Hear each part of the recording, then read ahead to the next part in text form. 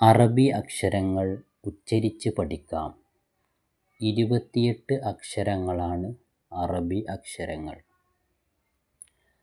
അലിഫ്, ബാ, താ, സാ, ജീം, ഹാ, ഖാ, ദാൽ, ദാൽ, റാ, സായ്, സീൻ, ഷീൻ, സ്വാദ്, ളാദ്, ത്വാ, ളാ, ഐൻ, ഗൈൻ, ഫാ, ഖാഫ്, കാഫ്, ലാം, മീം, നൂൻ, ഹാ, വാവ്, യാ.